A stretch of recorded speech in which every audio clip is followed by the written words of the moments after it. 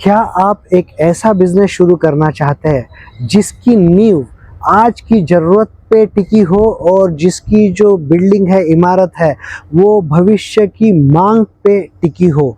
तो आपको आज ऐसे ही बिजनेस के बारे में हम बताने जा रहे हैं। नमस्कार, मैं हूं शेखर पत्रावले और आप सभी का स्वागत है हमारे यूट्यूब चैनल भारत एग्रीटेक में। ये आप जो देख रहे हैं, ये रॉ मटेरियल है एक ऐसे प्रोडक्ट का जिसकी डिमांड दिन ब दिन बढ़ते जा रही है और टनों के हिसाब से बढ़ते जा रही है। तो ये जो है वो कचरा नहीं है, ये लकड़ी का बुरादा है जिसे बहुत सारे लोग कचरा समझ लेते हैं।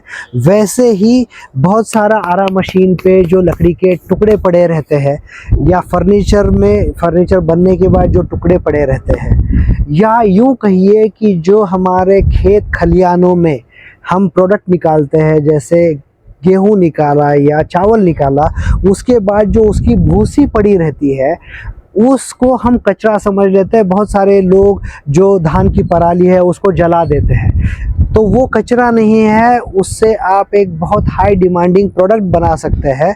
और वो जो प्रोडक्ट है वो बहुत ही आसानी से बन जाता है और उसको हम कहते हैं वुड पैलेट या फ्यूल पैलेट। तो दोस्तों, हम अभी देखेंगे इस रॉ मटेरियल को कितनी आसानी से हम एक फाइनल प्रोडक्ट में कन्वर्ट कर सकते हैं। जी हाँ दोस्तों, ये वही मशीन है जिससे हम अपना प्रोडक्ट बनाने जा रहे हैं। लेकिन आपको पहले से ये आपको जानकारी दे दूं कि कॉमनली मार्केट में मिलने वाले जो कैटल फीड मशीन है, वैसे ये मशीन नहीं है। कैटल फीड जो पशु खाद्य बनाने के लिए यूज़ होती है वो दिखने में ऐसे ही दिखती है, लेकिन वो मशीन और इस मशीन में काफ़ी अंतर है। तो दोस्तों, यही वो मशीन है जिसमें हम जो हमारा रॉ मटेरियल है वो प्रोसेस करेंगे और एक फाइनल प्रोडक्ट इसमें आ जाएगा।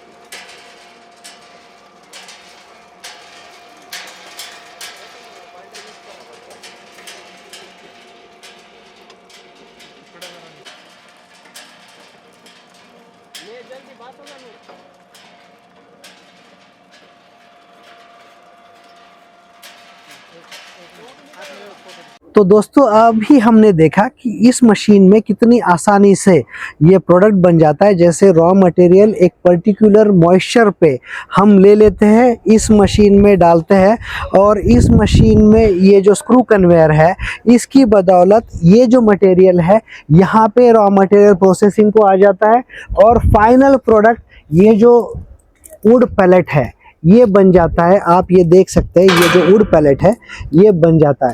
ये जो बज रहा है ना, ये जैसे अशर्फियाँ है, पैसा है, वैसा ही ये एक प्रोडक्ट है जो जिसकी मार्केट में काफ़ी अच्छी डिमांड है।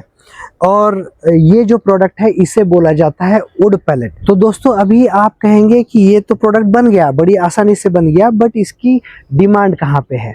तो दोस्तों, ये जो प्रोडक्ट है इसकी डिमांड हर छोटे बड़े इंडस्ट्री में होती है जहाँ पे बॉयलर लगाया जाता है।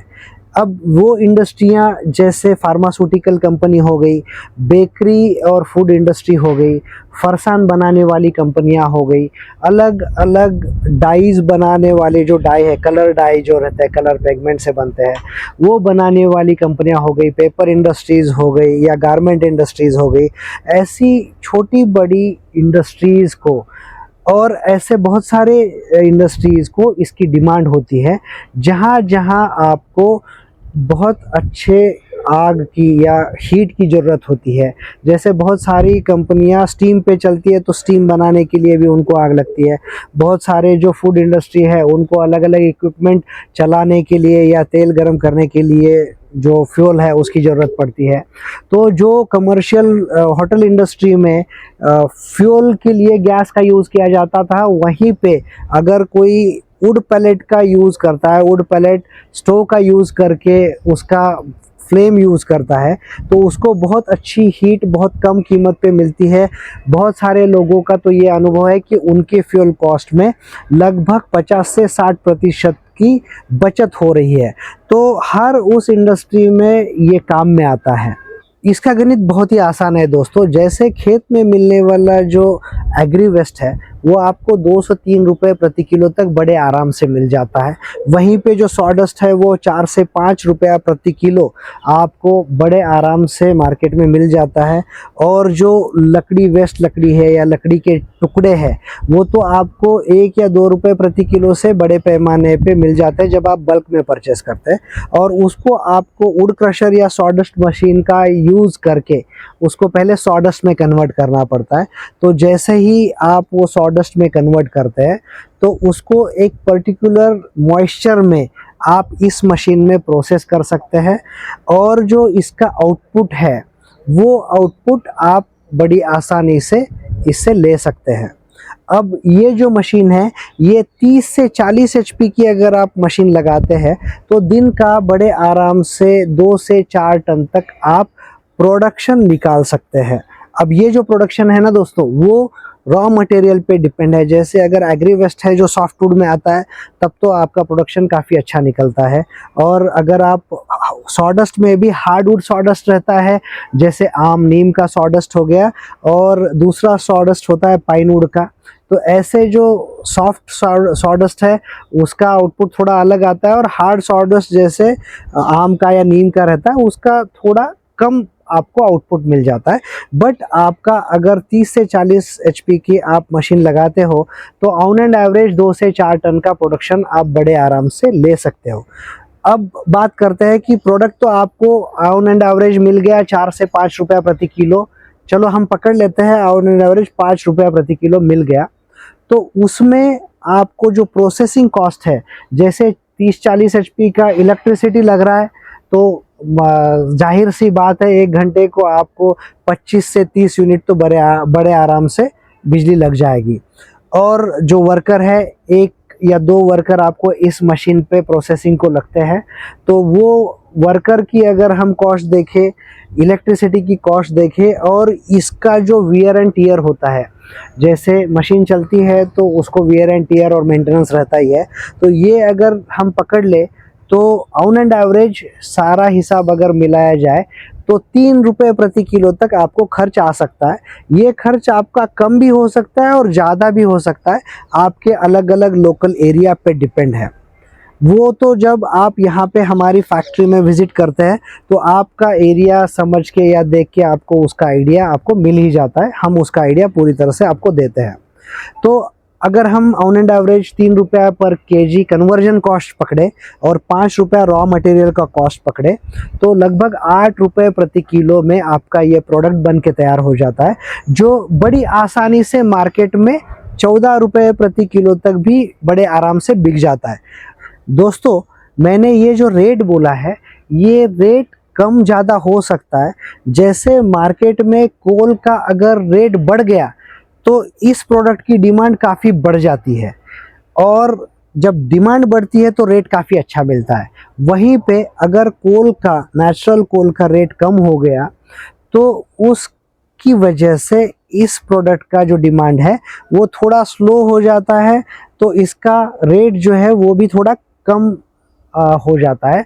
तो ये जो फ़र्क है ये मार्केट में जो डिमांड है कोल का उस वजह से है। और मार्केट में जैसे आप जानते हैं जीएसटी में भी उस पे काफ़ी काम किया गया है कि जो कोल की वजह से प्रदूषण हो रहा है उसको कम करने के लिए उसके रेट को वो थोड़ा कंट्रोल में रखते हैं। तो उस वजह से ये जो प्रोडक्ट है ये दिन ब दिन इसकी डिमांड काफ़ी बढ़ रही है, क्योंकि ये जब प्रोडक्ट यूज़ करते हैं तो इसके जो बेनिफिट है गवर्नमेंट को वो मिलता है, क्योंकि ये ऐसे भी वेस्ट है। तो दोस्तों आप समझ सकते हैं कि दिन में अगर आप 2 से 4 टन माल बनाते हैं और जो रॉ मटेरियल है उसका और प्रोडक्शन कॉस्ट देखे और बेचने का कॉस्ट देखे तो आपको एक अच्छा खासा मुनाफा हर दिन मिलता है। अब दोस्तों आप कहेंगे कि ये प्रोडक्ट भी बिक जाएगा, रेट भी ठीक है, लेकिन इसकी डिमांड कैसे है।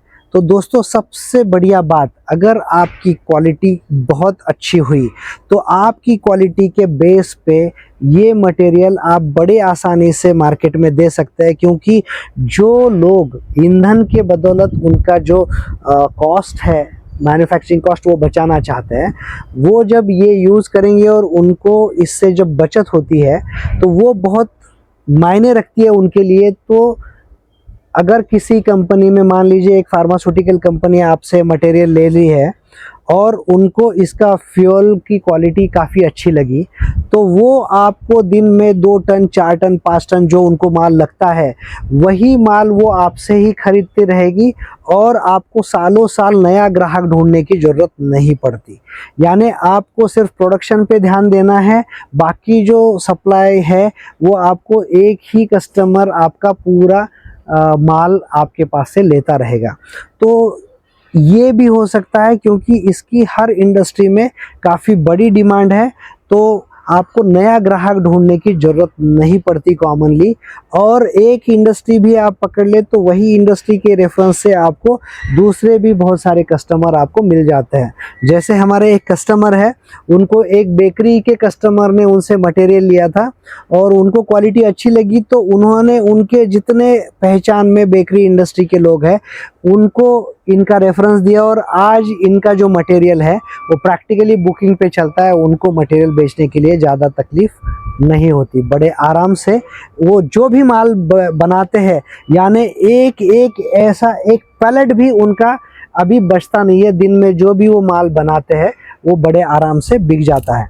तो दोस्तों ये जो बिज़नेस है, इस बिज़नेस की डिमांड काफ़ी अच्छी आज भी है और कल का अगर फ्यूचर देखा जाए तो वो दिन ब दिन बढ़ते जा रही है। अब दोस्तों हम बात करते हैं कि इस बिज़नेस में आपके क्या क्या फ़ायदे हैं। जैसा कि मैंने आपको पहले ही कहा कि इस बिज़नेस को आपको कस्टमर ढूंढने की ज़्यादा ज़रूरत नहीं है और बड़ी सिंपल आसान प्रोसेस है। जो रॉ मटेरियल है उसको एक पर्टिकुलर मॉइस्चर में आपको यहाँ डालना है। अब इसमें बाइंडर डालना है या नहीं डालना है वो डिपेंड करता है आपके रॉ मटेरियल पे, बट जब आप इसको एक प्रोसेस में डाल देते हैं इमीडिएटली आपका फाइनल प्रोडक्ट निकल जाता है, जैसे आपने वीडियो में देखा, और वो प्रोडक्ट बड़ी आसानी से आप मार्केट में बेच सकते हैं। तो इसको लगने वाला जो मैन पावर है वो आपको काफ़ी कम लगता है और जगह जैसे आप देख रहे हैं छोटे से जगह में भी ये काम आप शुरू कर सकते हैं, क्योंकि इसमें लगने वाला रॉ मटेरियल भी आपको बहुत ज़्यादा पैमाने पे स्टोर करने की ज़रूरत नहीं है, जो कि ब्रिकेटिंग इंडस्ट्री में आपको सैकड़ों टन स्टॉक करना पड़ता है। लेकिन इस इंडस्ट्री में डिमांड अच्छी रहने के कारण आप कम से कम इन्वेंट्री पे माल बना सकते हैं और जैसे ही माल बनता है तो उसकी डिमांड अच्छी होने के कारण हाथों हाथ बिक जाता है। तो कम जगह पे भी आप ये बिज़नेस कर सकते हैं, कम मैन पावर पे बिज़नेस कर सकते हैं और जो बड़ी बड़ी इंडस्ट्री को लगने वाले लाखों यानी बहुत सारे और बड़े बड़े इंडस्ट्री को लगने वाले बहुत बड़े इन्वेस्टमेंट से भी बच सकते हैं। आप एक छोटे इन्वेस्टमेंट पे आप ये बिज़नेस शुरू कर सकते हैं। इस बिज़नेस की आपको और अधिक जानकारी चाहिए तो आप हमारी फैक्ट्री भारत एग्रीटेक लातूर में स्थित है, वहाँ पे आप आ सकते हैं। आप अपनी आँखों से मशीन का काम देख सकते हैं और इसका जो मार्केट आप स्टडी करना चाहते हैं वो भी आप स्टडी करके ये बिज़नेस आप शुरू कर सकते हैं। तो दोस्तों ये तो बात हमने कही, लेकिन हमने कही हुई बात पे आप कंप्लीट भरोसा करने से पहले आप खुद हमारी जो फैक्ट्री है भारत एग्रीटेक जो लातूर महाराष्ट्र में स्थित है वहाँ पे आप आइए। आप ये मशीन कैसे काम करती है, इसका क्या मेंटेनेंस है, ये सारी जानकारी लीजिए और आप आपके एरिया की डिमांड और मार्केट का सर्वे करके बड़े आराम से ये बिज़नेस आप शुरू कर सकते हैं। और अधिक जानकारी के लिए आप नीचे दिए गए नंबर पे आप व्हाट्सएप भी कर सकते हैं। बहुत बार हमारी टीम कॉल्स बहुत होने के कारण एंगेज रह सकती है, तो अगर आप व्हाट्सएप करेंगे तो आपको पूरी इन्फॉर्मेशन मिल जाएगी और आप उस इन्फॉर्मेशन के बेस पे आपका मार्केट सर्वे कर सकते हैं। दोस्तों इस वीडियो को लाइक और शेयर ज़रूर कीजिएगा। शेयर इसलिए ताकि जो ज़रूरतमंद आदमी हो उस तक ये वीडियो पहुंच सके, और ऐसे ही और अधिक बिजनेस आइडियाज़ या और अधिक जानकारी, सक्सेस स्टोरीज़ आप तक पहुंचने के लिए हमारा यूट्यूब चैनल भारत एग्रीटेक आप ज़रूर सब्सक्राइब कीजिएगा, और हमारा फेसबुक पेज भी आप फॉलो कीजिएगा। थैंक यू फॉर वॉचिंग दोस्तों।